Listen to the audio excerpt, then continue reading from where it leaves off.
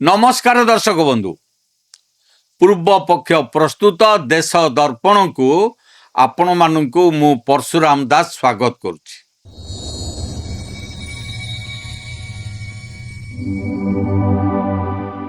दर्शक बंधु आपण माने कौन केबे विश्वास करिवे गोटे विदेशी विमान पाकिस्तान माटी उड़ाण भरी सीधा भारतर सीमा भीतर को पशि आसी पारिबो। आउ से विमानटी भारतर आकाश मार्ग रे शह शह किलोमीटर पर्यंत निर्भरे उड़ी आसी वाराणसी विमान बंदर रे ओह्लाई आराम रे तेल भरिबो एवं तापरे पश्चिम बंगर पुरुलिया आकाशरू शह शह AK-47 राइफल रॉकेट लॉन्चर एवं लक्ष लक्ष गुली गोला पाराशूट साहाय्य तलको खसाई दे चुपचाप देशरू बाहरी चली जीवो। कौन से हॉलीवुड किंबा बॉलीवुड थ्रिलर फिल्म रो कहानी भली लगुच ना, किंतु आश्चर्यर कथा होउची या कौन सी फिल्म रो कहानी नुहे बरं भारतीय सुरक्षा व्यवस्थार इतिहास रे घटिथिबा सबुठारु सत्य एवं सांघातिक तथा रहस्यमय घटना। आउ एक प्रश्न, आपण कौन यह मध्य विश्वास करिवे जे सेही विमान को अटकाइबा पई भारतर कौन सी सुरक्षा संस्था चेष्टा सुधा करि नथिले कि? 17 डिसेम्बर 1995 मसीहार कला राति रे भारतीय माटी रे एमिति एक घटना घटिथिला जहाकु आज 30 वर्ष परे सुनिले भी आखि कपाल को उठी जाए। जदि यह कौन सी शत्रु देशर सीधा सड़क आक्रमण होइतांता तेबे हुए तो भारतर इतिहास किछि अलग होइता, किंतु यह कौन सी युद्ध नथिला। यह थिला आकाशरू मृत्युर सामग्री वर्षा करिवार एक गुप्त ऑपरेशन। तदंत हैला, लोक गिरफ हेले, कोर्ट निजर राय सुनाइले, किंतु आज भी प्रश्न कमिबा बदल रे बढ़िबारे लागिछि। आपण माने देखुथांतु देश दर्पण। मोर आपण मानकु अनुरोध, आम चैनल को लाइक करंतु, सब्सक्राइब करंतु आ बंधु मानक सहित अधिक रु अधिक शेयर करंतु। दर्शक बंधु, एही कहानी रो आरंभ हेउची 17 डिसेम्बर 1995 मसीहार एक सकाळर घटना। पश्चिम बंगर पुरुलिया जिलार झालदा एवं आखपाख गाँव लोक माने जेतेबेले सकाळु सकाळु आखि खोलिले सेमानक पई एहा एक साधारण सकाळ थिला। केही केही खेत को काम करिया को जाउथिले, केही गोरु चराइबा को बाहरी थिले तो आउ केही बाजार जिबा पई प्रस्तुत हेउथिले। काहारी पाखरे सामान्यतम सूचना नथिला जे गत रातिर अंधकार रे सेमानक मुंड ऊपर देई देशर सबुठारु बड़ राजद्रोहर कहानी अतिक्रम करी सारी। सकाळ बढ़िबा सहित गाँव एक अजब गुजब प्रसारित हला। जंगल एवं चाष जमी रे बड़ बड़ काठ बाक्स पड़िथिबार देखिबाकू मिलला। केतक जगार धला रंगर विशाल पाराशूट गछ गुड़िकरे छंदी होई रहिथिला। प्रथमे गाँ लोक माने भाबिले बोध हुए सेनार कौन सी अभ्यास चली किंबा कौन सी विमान सामग्री खसी पड़ी, किंतु जेतेबेले किछि साहसी गाँ लोक पाखकु जाई से काठ बाक्स गुड़ी को खोलिले सेतेबेले सेमानक पाद तलु माटी खसीगला। से बाक्स भितरे कौन सी खाद्य पदार्थ, पोशाक किंबा औषध नथिला। सेथिरे थिला अत्याधुनिक AK-47 राइफल, हजार हजार जीवंत गुली, रॉकेट लॉन्चर एवं हाथ बोमा बा ग्रेनेड। एमिति घातक मारणास्त्र जहाको गाँवर साधारण लोक माने केवल सिनेमा रे किंबा सैनिक मानक हाथ रे देखिथिले। पूरा अंचल रे आतंक खेलीगला। पुलिस को खबर दियागला। स्थानीय पुलिस भी प्रथमे बुझी पारिला नहीं जे यह केते बड़ मामला, किंतु जेतेबेले गोटिए परे गोटिए जगार एभली शह शह अस्त्र शस्त्र मिलिला सेतेबेले सुरक्षा अधिकारी मानक चेहरार रंग बदली गला।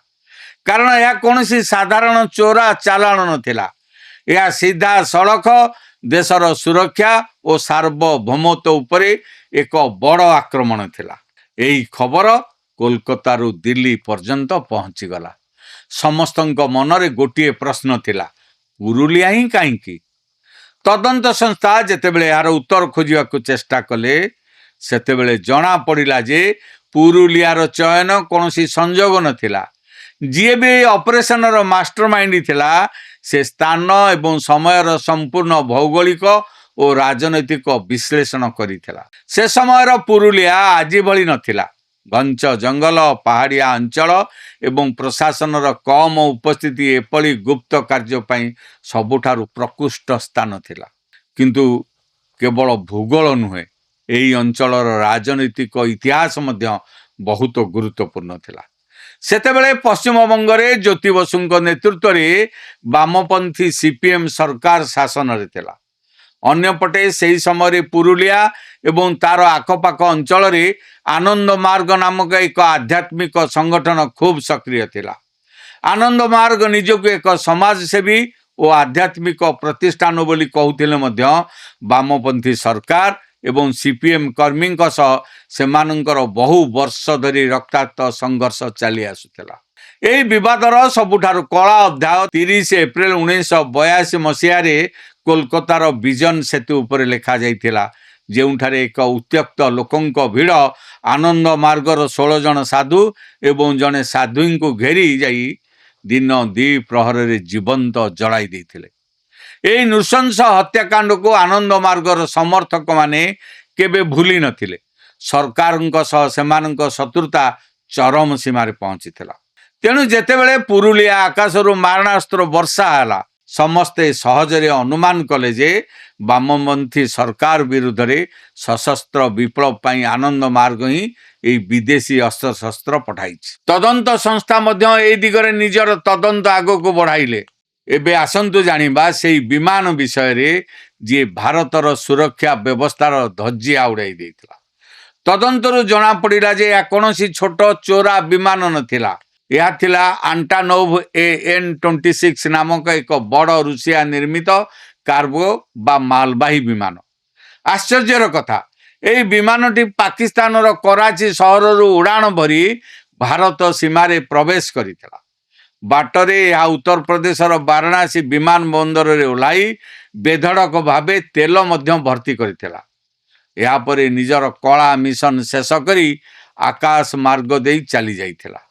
ଏହି ଆନ୍ତର୍ଜାତିକ ନେଟୱାର୍କର ମୁଖ୍ୟ ସୂତ୍ରଧର ଥିଲା ଡେନମାର୍କର ବାସିନ୍ଦା କିମ୍ ଡେଭି।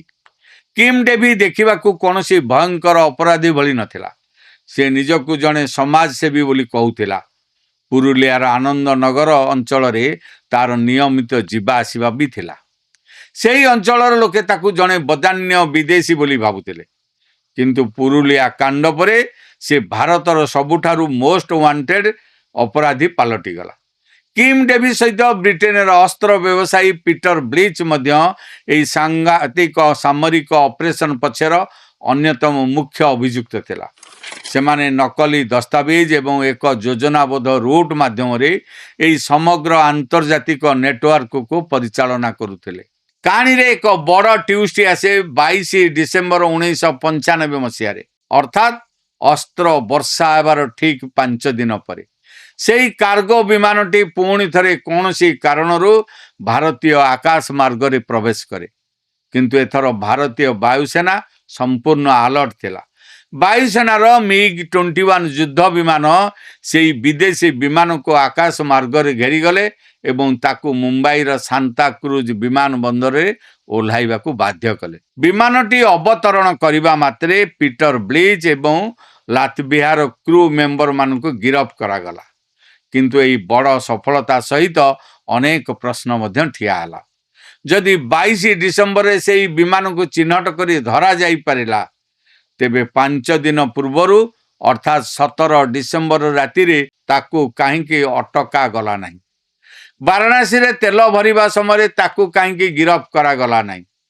ଏହାଠାରୁ ବଡ଼ ପ୍ରଶ୍ନ, ସମଗ୍ର ଘଟଣାର master mind Kim Davy Mumbai ବିମାନ ବନ୍ଦରରୁ ସୁରକ୍ଷା କର୍ମୀଙ୍କ ଆଖିରେ ଧୂଳି ଦେଇ ନେପାଳ ବାଟ ଦେଇ ନିଜ ଦେଶ ଡେନମାର୍କକୁ କେମିତି ଫେରାର ହୋଇଗଲା। 2000ରେ କୋର୍ଟ ପିଟର ବ୍ଲିଚ୍ ଏବଂ ଅନ୍ୟ କ୍ରୁ ମେମ୍ବରମାନଙ୍କୁ ଆଜୀବନ କାରାଦଣ୍ଡ ଶୁଣାଇଥିଲେ।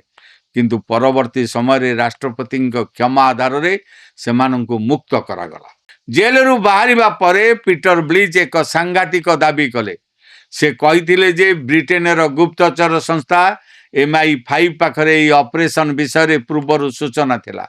से माने भारतर रॉक मध्य ए विषय अवगत कराइथिले। जदि सूचना थिला तेबे एहाकु काहींके अटका गला नाही। यह कौन केवल प्रशासनिक अवहेला थिला ना परदा पछरे कौनसी बड़ आंतर्जातिक षड्यंत्र चलीथिला। 3 दशंधि अर्थात 30 वर्ष ये भितरे बीती जाइछि। भारत सरकार किम डेवी को डेनमार्क रु भारत आनिबा पई अनेक आईनगत लड़ाई लड़ीछन्ति, किंतु डेनमार्क कोर्ट भारतर मानवाधिकार एवं सुरक्षा व्यवस्था उपरे प्रश्न उठाई ताकू प्रत्यर्पण करने को मना कर यार अर्थ जो मास्टरमाइंड पूरा देश को हलाई देइथिला से केबे भारतीय अदालतर काठगोड़े छिड़ा ही हैला ना। पुरुलिया अस्त्र वर्षा कांड आज भी भारतर इतिहास रे एक सबुठारु बड़ असल ज्ञात एवं रहस्यमय प्रहलिका होई रही जाइछि। सेही अस्त्र शस्त्र वास्तव में कहा पाई थिला, तार प्रकृत टार्गेट किए थिला, भारतर केउ बड़ बड़ चेहरा एई षड्यंत्र पछरे लुचि रहिथिले ताहा आज पर्यंत संपूर्ण सामना को आसी पारि नाही। दर्शक बंधु, आपणक मतरे यह केवल एक सुरक्षा व्यवस्थार त्रुटि थिला ना यह पछरे एक बड़ भितिरी राजनैतिक षड्यंत्र रहिथिला। किम डेवी को भारत आनिबा पई सरकार कोन आहुरी दृढ़ पदक्षेप नेबा उचित नुहे कि? आपणकर मतामत आमको कमेंट बॉक्स रे निश्चय जणांतु। वीडियोटी जदि आपनको भल लागिछि तेबे याकू लाइक करंतु, सब्सक्राइब करंतु आउ बंधु मानक सहित अधिक रु अधिक शेयर करंतु। आम चैनल पूर्वपक्ष प्रस्तुत विश्व चक्रव्यूह, देश दर्पण और मैदान को सब्सक्राइब करने को भूलंतु ना। एट शेष करछि आजिर अध्याय। पुणी देखा हबो एक नुआ प्रसंग सहित। रहुछि नमस्कार। अल्प परिश्रम रे अधिक आय देउछि सौमेन अग्रवती। सुलभ मूल्य रे मेसिन नियंतु आउ घरे बसी निजे स्वावलंबी हेबा सहित अन्य को रोजगार दियंतु। सौमेन अग्रवती, फ्लैट नंबर A88, शहीद नगर, भुवनेश्वर।